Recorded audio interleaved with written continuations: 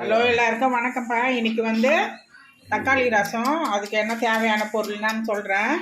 இது வந்து ஒரு 3 பேருக்கு தேவையானது. மிளகு சீரகம் வச்சுருக்கேன். இது வந்து பொடி பண்ணோம், ஒன்றும் பாதியமாக பொடிச்சிக்கலாம் அதை.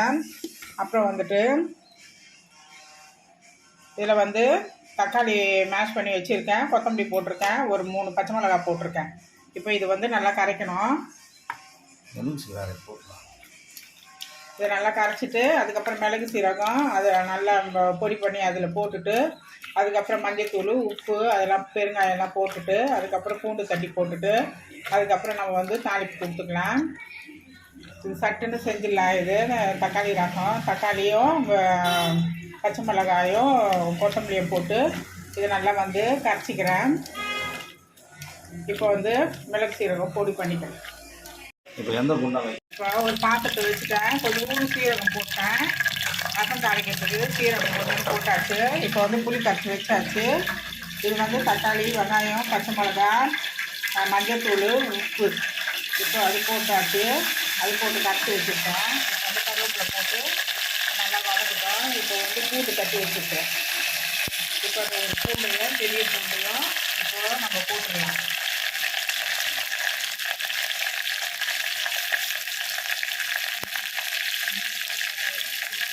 ரசத்துக்கு இந்த பூண்டு போட்டாச்சு, ஒரு பூண்டு.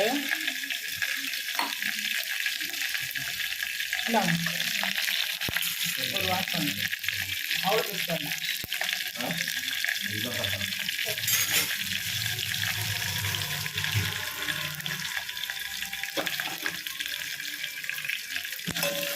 நல்லா வதக்குது.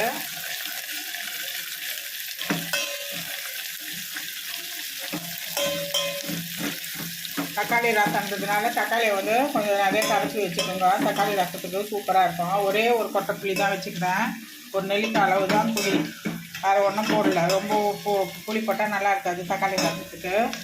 ஒரு நெல்லிக்காய் அளவு போட்டாச்சு.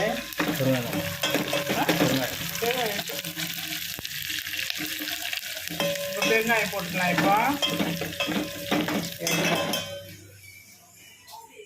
இப்போ பெருங்காயம் போட்டுக்கலாம்ப்பா.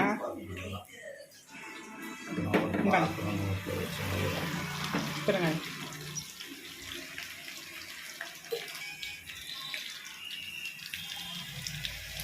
இப்போ தாளிப்பில் பெருங்காயம் கொஞ்சம் எடுத்து போட்டுக்கலாம்.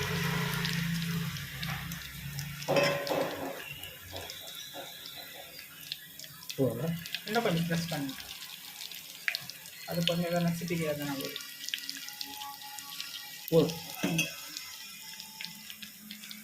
இப்போ பெருங்காயம் போட்டாச்சு. இப்போ அது ஒரு வதக்காச்சு. பூண்டு தான் போட்டேன், சீரகம் போட்டேன், கருவேப்பிலை போட்டேன், பெருங்காயம் போட்டேன். இப்போ இது விழுத நம்ம அதில் கொட்டிடலாம். இப்போ தக்காளியெல்லாம் கரைச்சி வச்சுக்கிறல, தக்காளியை மஞ்சள்தூள், உப்பு, பச்சை மிளகாலாம் போட்டு கரைச்சி வச்சுருக்கோம்னா அந்த விழுத அதில் போட்டுடலாம்.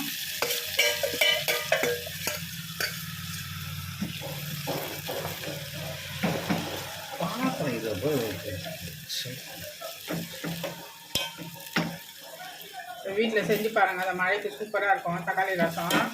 தக்காளி ரசம் வச்சுட்டு நீங்கள் என்ன பண்ணுறீங்களோ, மீன் வறுத்துக்கிறீங்களோ, கறி வறுத்துக்கிறீங்களோ, என்ன செஞ்சுருந்தீங்களோ செஞ்சுக்கலாம். சூப்பராக இருக்கும். ஆனால் நல்லாயிருக்கும். கட்டுன்னு செஞ்சுக்கலாம்.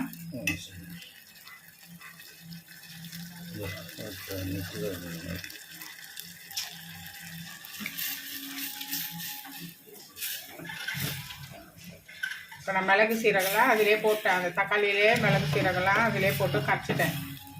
தக்காளி, மிளகு சீரகம், உப்பு, மஞ்சள்தூள்லாம் போட்டு நல்லா கரைச்சி எடுத்துட்டேன். இப்போ தேவையான இப்போ புளி கரைச்சி வச்சுக்கிறேன். இப்போ புளி ஊற்றிட்டேன். சரி, இதில் ஊற்றி கறி ஊற்றிட்டேன்.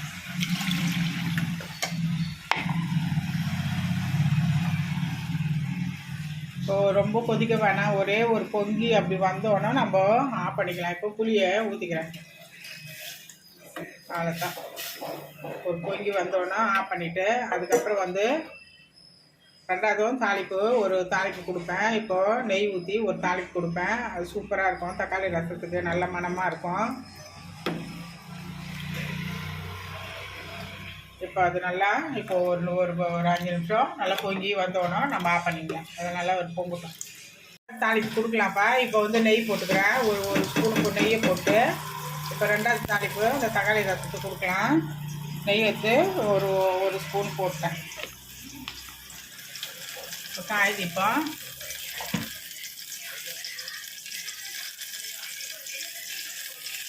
இப்போ ஒரு கருவேப்பிலை போட்டு தாளிப்பு கொடுத்துக்கலாம் நெய்க்கு.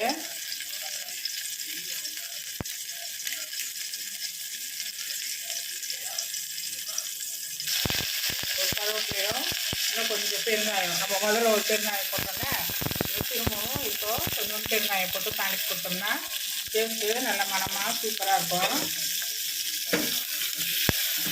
தாளித்து அந்த ரசத்தில் நம்ம ஊற்றிக்கலாம். இப்போ ரசம் இருக்குது. இப்போது ஒரு பொங்கு பொங்கி வந்துடுச்சு. இப்போ ரசம் இப்போ நம்ம அதில் ஊற்றிக்கலாம். இப்போ ரசம் தாளிப்பு கொடுத்துக்கலாம். அவ்வளோதான். கொஞ்சம் தண்ணி மட்டும் ஊற்று. அப்போ அவ்வளோதான். இப்போ ரசம் ஓவரு, தக்காளி ரசம் ஓவரு, நல்ல மணமாக நல்ல சுவையாக சூப்பராக டேஸ்ட்டு நல்லாயிருக்கும். இது வந்து இப்போ வந்து சொராப்புட்டு வேறு பண்ணோம். இப்போ வந்து ரசம் வச்சுருக்கிறேன். அடுத்தது இப்போ சொராப்புட்டு பண்ணி அதுக்கப்புறம் உங்களுக்கு காமிக்கிறேன். இப்போ ரசம் முடிஞ்சிச்சு. ரசம் ஓவர் இப்போ வீட்டில் செஞ்சு பாருங்கள், சூப்பராக இருக்கும். சட்டுன்னு செய்யலாம். நல்லா மலைக்கு நல்லாயிருக்கும். இப்போ சொரா புட்டு பண்ண போகிறேன். இப்போ வந்து சொரா வேக வச்சு ஒரு பவுலில் போட்டுக்கிறேன். வேக வச்சு வச்சுட்டேன் சொராவை. அது 1 கிலோ சொரா வாங்கினேன், பால் சொரா. அதை கட் பண்ணி க்ளீன் பண்ணி அது மஞ்சத்தூள் போட்டு வேக வச்சு எடுத்தாச்சு. இப்போது ரொம்பவே வேக வைக்க வேணாம், ஒரு 10 நிமிஷம் வெந்தால் போதும். அது இல்லைன்னா ரொம்பவே கொலன்னு ஒரு மாதிரி ஆகிடும். இப்போ எல்லாமே எடுத்துக்கலாம். இப்போது கடாயிலேருந்து எல்லாமே எடுத்துட்டேன்.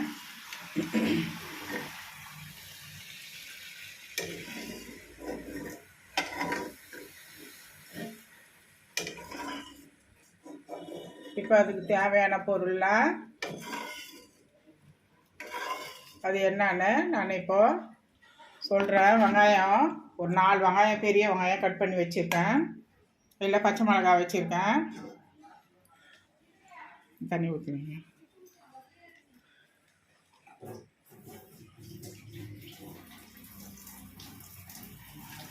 பச்சை மிளகா வந்து ஒரு 4-5 வச்சுருக்கேன். 1 கிலோ சோறாக்க 4-5 வச்சுருக்கேன். ஒரே ஒரு தக்காளி தான் போடுவேன். கருவேப்பிலை வச்சுருக்கேன், கொத்தமல்லி வச்சுருக்கேன். இப்போ வந்து வெங்காயம் வந்து நல்லா பெரிய வெங்காயம் 4 வெங்காயம் கட் பண்ணி வச்சுருக்கேன். இப்போ நீங்கள் பூண்டை வந்து தட்டி போட்டுக்கனாலும் இப்போ தட்டி போட்டுக்கலாம். இஞ்சி பூண்டு பேஸ்ட் போனாலும் இஞ்சி பூண்டு பேஸ்ட்டு அந்த மாதிரி போட்டுக்கலாம். நான் வந்து இஞ்சி பூண்டு பேஸ்ட்டு தான் போட போகிறேன். தட்டி போட்டாலும் உங்களோட விருப்பம், அது ஆப்ஷன் அது. அதுக்கப்புறம் கொஞ்சோண்டு மஞ்சத்தூள் போட போகிறோம். அதுக்கப்புறம் உப்பு போட போகிறோம். கொஞ்சம் கரம் மசாலா போட போகிறோம். தேவையானது பெப்பர் போட்டு அதுக்கப்புறம் இறக்கிக்கலாம். இப்போ வந்து இப்போ கடாயை இப்போ கழுவிட்டு இப்போ ஸ்டவ்வில் ஆன் பண்ணி நம்ம வச்சுட்டு அதுக்கப்புறம் கொஞ்சோண்டு சோம்பு மட்டும் போட்டு அதுக்கப்புறம் இப்போ ஸ்டவ் ஆன் பண்ணிட்டேன். இப்போ கடாயை வச்சுட்டேன். பாருங்களா, கடாயை வச்சுட்டு இதே கடாய் தான் சொரா வேக வச்சுருக்கோம் இல்லையா, அதே கடாய் தான் வச்சுருக்கேன். இப்போ சொரா இப்போ நல்லா வெந்து நல்லா கரெக்டான பதத்துக்கு நல்லா வந்துடுச்சு. இது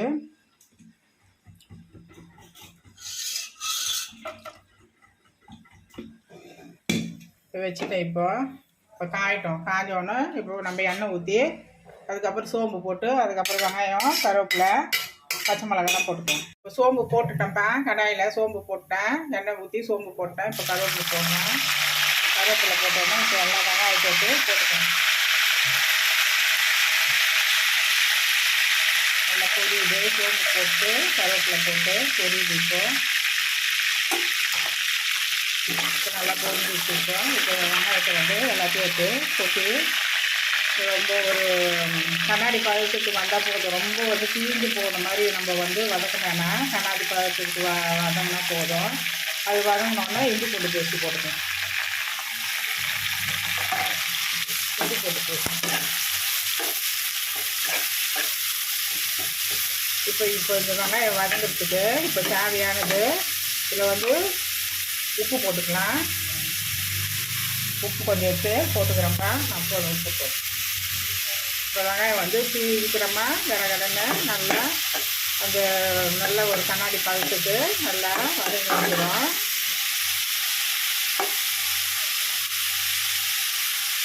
இப்போ நல்லா வதங்கிட்டோம். இப்போ வந்து ஒரே ஒரு தக்காளி, வேறு எந்த இதுவும் போடல, ஒரே ஒரு தக்காளி தான். நல்லா வதங்கணுன்னா நம்ம அதுக்கப்புறம் போட்டுக்கலாம். இப்போ வந்து பச்சை மிளகாய்,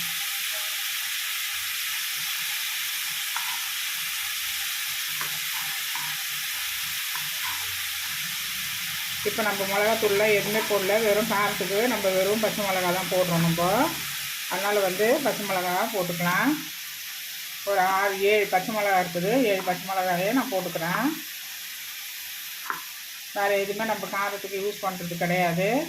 வெறும் இந்த பச்சை மிளகா மட்டும்தான். லைட்டாக பெப்பரு, அவ்வளோதான், வேறு ஒன்றும் கிடையாது. உப்பு போட்டுட்டேன் லைட்டாக லாஸ்ட்டாக இறக்குறப்போ. இப்போ வந்து மஞ்சத்தூள் போடணும். மஞ்சத்தூள் போட்டோன்னோ அதுக்கப்புறம் நம்ம பெப்பர் போட்டோம்.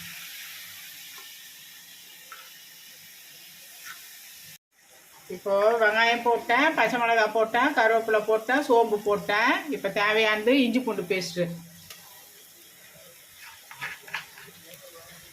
தேவையானது, அது 1 ஸ்பூன் இஞ்சி பூண்டு பேஸ்ட்டு போட்டேன். இப்போ போட்டுட்டு இது ஒரே ஒரு தக்காளியை இப்போ கட் பண்ணி போட போகிறேன்.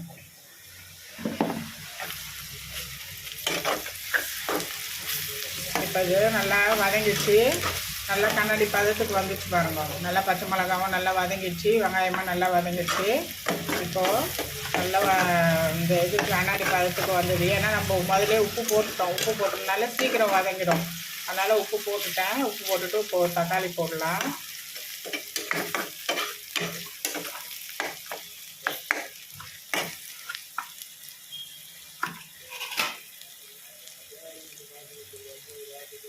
இப்போ தக்காளி கட் பண்ணிட்டு இப்போ அந்த தக்காளியை போட்டுட்டு இப்போ கொஞ்சோண்டு மஞ்சத்தூளும் கொஞ்சோண்டு கரம் மசாலாவும் போட்டுக்கலாம். சோம்புத்தூளும் சீரகத்தூளும் அதுவும் போட்டுக்கலாம்.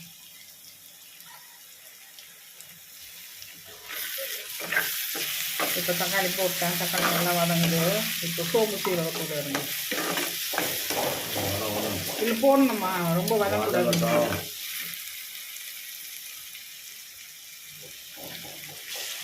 சோம்பு சீரகத்தூள்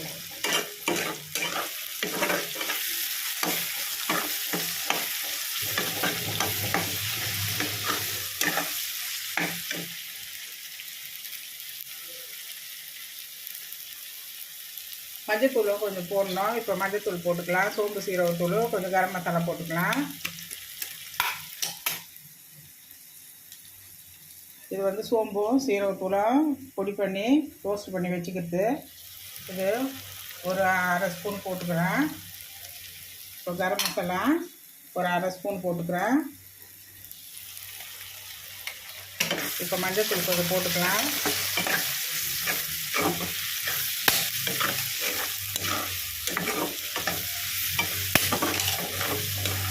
இப்போ இன்னும் நல்லா எண்ணெயில் வதங்குது. நல்லா வாசனையாக நல்லாயிருக்கும். லாஸ்ட்டாக போட்டோம்னா அது ஒரு மாதிரி பச்சை வாடை வரையும் இருக்கும். அதனால் கொஞ்சம் எண்ணெயில் வதங்குச்சுன்னா சோம்பு சீரகத்தூள் கரம் மசாலா நல்லாயிருக்கும். தேவையானது நம்ம மஞ்சத்தூள் போட்டுக்கலாம். மஞ்சத்தூள் ஒரு 1/2 ஸ்பூன் போடுறேன்.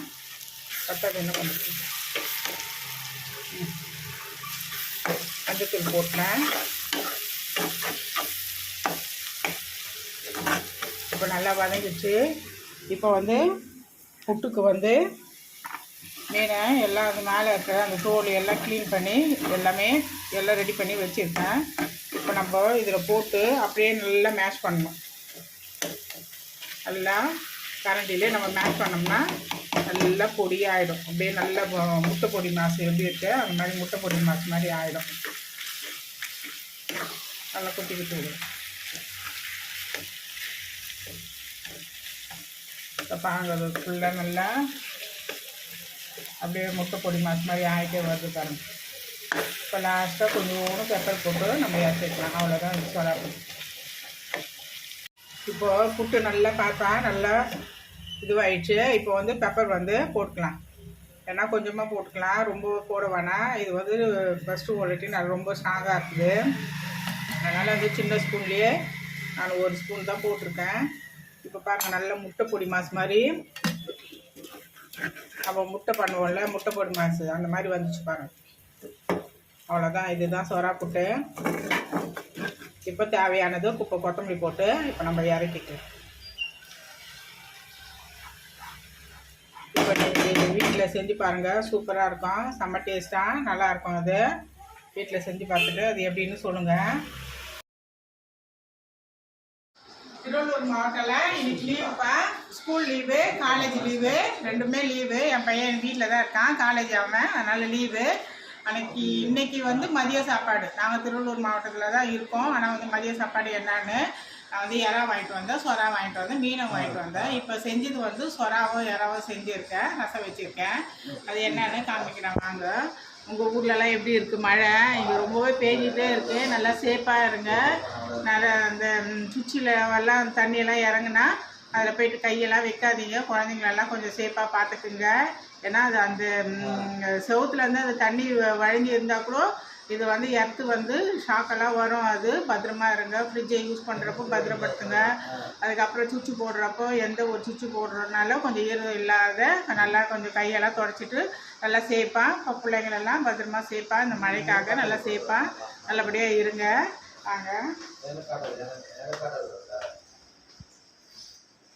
இப்போ வெள்ளை சாதம் வடித்து வச்சுருக்கேன். வெள்ளை சாதம் இருக்குது. இது இப்போ வெள்ளை சாதம் அடித்தாச்சு. இப்போ வந்து சொரா புட்டு பண்ணியிருக்கேன்.